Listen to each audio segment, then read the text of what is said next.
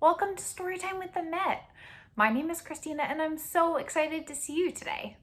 We're gathering every Thursday at noon for a story and an activity. So find a cozy spot and let's get started. We'll begin today with our Storytime song. It goes to the tune of This Old Man. So can we start on the count of 3? 1, 2, 3. Welcome, friends, get ready, get set for story time at the Met, where we love to read and sing and look at works of art and picture books. We'll use our eyes to look and see.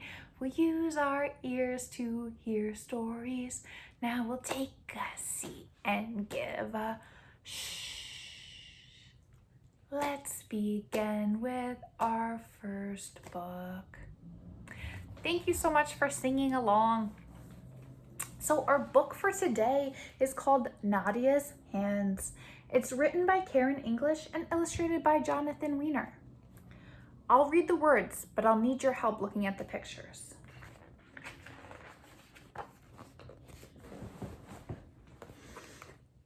For Auntie Layla's wedding, the aunts decided it was Nadia's turn to be a flower girl. One cousin, who'd been a flower girl for the last wedding, said, "I forgot," and sprinkled rose petals down just one side of the aisle. "Don't make that mistake." Another cousin, who had been a flower girl for Auntie Saleha's wedding, told her, "Oh, I ate too many kebabs the night before and got sick and had to run to the bathroom right in the middle of walking down the aisle. Take my advice, stay away from kebabs." "Be careful of frozen feet," another cousin added. She had also been a flower girl once. "I got stage fright just as I was about to walk down the aisle. My feet froze." So many things to remember.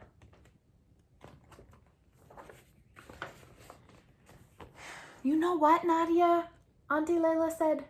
She lowered her voice and put her lips close to Nadia's ear.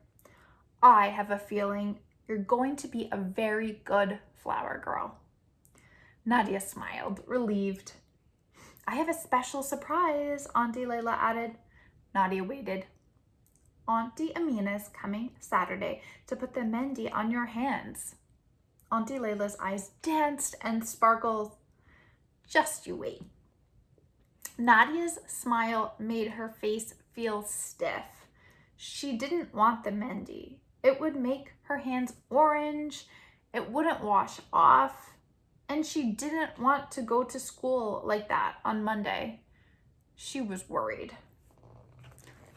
See Nadia here. What do you think she's thinking?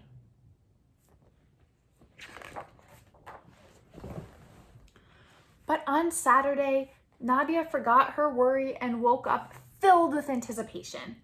The aunties came one by one to help with the wedding preparations. One brought the silky peach-collared shalwar and kameez Nadia would wear for her duties as a flower girl. Another brought tiny gold earrings. Another came to curl Nadia's hair. Finally, in came Auntie Amina with her bag of mehndi. "Nadia, you go play where Auntie gets everything ready," Mommy told her. Auntie took from her bag the mixing bowl, the spatula, and the thin wooden stick that looked like a sculptor's tool. She looked over at Nadia. "I'll call you when it's ready, Nadia. It has to sit a while." At last, Auntie called Nadia to the kitchen. "Sit," she said. Nadia sat. "Hold out your hands." Nadia held out her hands and Auntie Amina smeared the mehndi all over Nadia's palms. It was cold and pasty and had a funny smell. Auntie said mysteriously. With her wooden stick, she began to draw the intricate designs that all the aunties loved. While she did this delicate work, she sang softly to herself a song in Urdu, one that Nadia had heard many times before. Are there any songs you've heard many times before? Nadia did not budge. She almost did not breathe. When Auntie was done, Mommy and the other aunts oohed and awed at the swirls and the flowers and the stars on Nadia's hands. Then Auntie Amina drew a small gold ring out of her pocket and smiled a sly smile. "Look what I brought for you when your hands are ready." "Thank you," Nadia said, then quickly turned to Mommy. "How long do I have to sit here?" "For a while." "What's a while?" "Be patient, Nadia. Remember, sabr, patience." Nadia watched Mommy and the aunts walk out of the room to gaze at the wedding dress again. Nadia sat and sat. She sat watching the door, wishing someone would come back through it. She sat watching the window, wishing there was something interesting to see. Finally, she sat watching the big kitchen clock over the stove. Tick, tick, tick. Can we do the sounds of the kitchen clock together? Tick, tick, tick.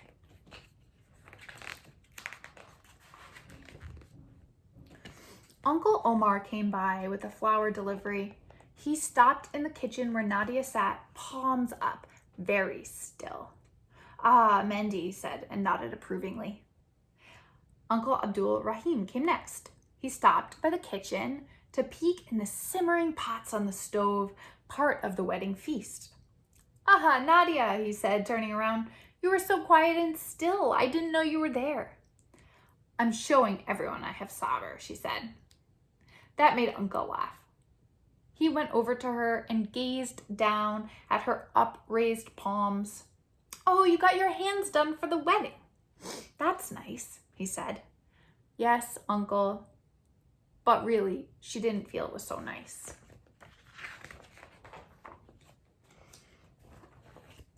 Here we have a look at Nadia's hands. What do you see? After a while, a long while, Auntie Amina came and rinsed off the mehndi. Nadia looked down. She had amber hands with deep orange flowers and swirls and stars. Her hands did not look like her hands. They looked as if they belonged to someone else. She didn't want these hands that didn't look like her hands. Auntie slipped the ring on her finger and Nadia rubbed its smooth, shiny surface with her thumb. What would it feel like to put that ring on? What do you think? Now it was time for the wedding. Nadia stood at the beginning of the long red carpeted aisle. Everyone in the banquet hall looked at her. She moved one foot. It wasn't frozen, and except for the flutter of butterflies, her stomach felt fine. She scooped up a handful of petals from her basket, remembering to toss them first on one side, then on the other. She saw a sea of eyes following her. Her feet stayed with the beat in her head. It wasn't so hard. She almost glided down the aisle as she let go of her showers of petals.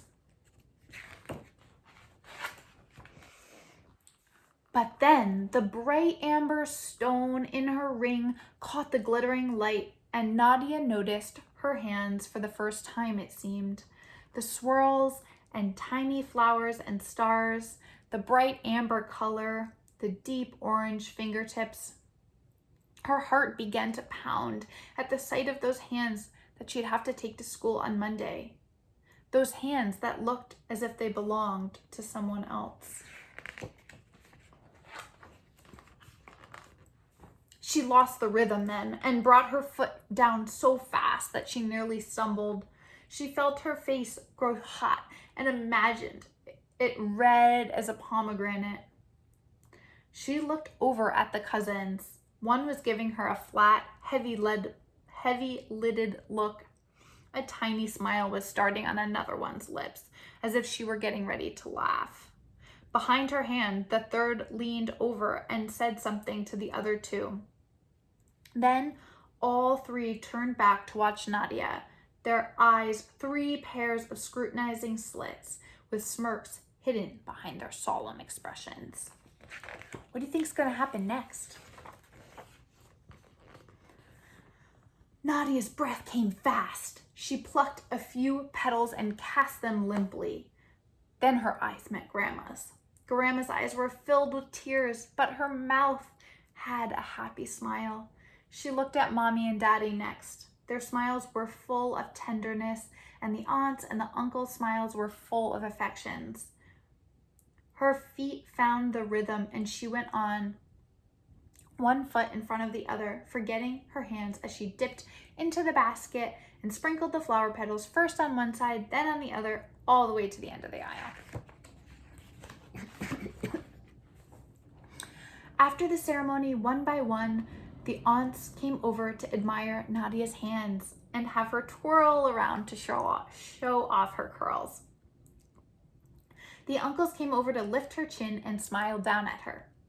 Grandma came over and lifted one hand, then the other.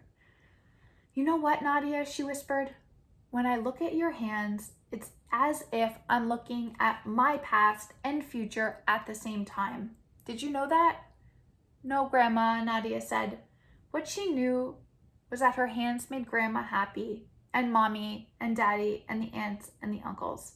So they made her happy too. Look at Nadia now. How do you think she's feeling? She thought about Monday at school. Maybe she could show her hands during sharing time. Linda Murakami came with her grandmother's kimono once, and Rashid shared the kente cloth his mother brought back from her trip to Africa. She would share her hands from Pakistan. Nadia looked down at her hands. She turned them this way and that. Her hands didn't look as if they belonged to someone else, she decided. They looked as if they belonged to her. Here's Nadia's hands again. The end. Thank you so much for reading along with me. I hope you enjoyed that story. Reading that story and hearing about the ways that Nadia got ready for her big family event had me thinking about an object in the museum's collection. It's a mirror handle. It's actually a sculpture of a standing woman. Looking at this sculpture, what do you notice? What do you see that the woman is wearing? How do you think she might be feeling? If you could imagine the mirror that this handle was attached to, what do you think it could have looked like? If you were to look inside the mirror, what would you see? I have an activity we can try while we think about that. So I have a drawing activity, and you can use whatever materials you have. You'll just want a sheet of paper. You can grab some colored pencils or a marker. Whatever you have is fine. I prepared for this activity by drawing an outline of what I thought a mirror could look like that would go along with a mirror handle. Inside, what you can draw is a picture of yourself, thinking about your own family traditions, your own cultural traditions, or how you get ready for a big event. You can draw the outfit you would wear, the accessories you would wear, or whatever you'd be thinking or feeling at that time. What do you think? What would you put inside? You can even stand in front of the mirror and try on the outfit and see what you see. Thank you so much for joining me for Storytime today. We hope to see you again soon. Goodbye.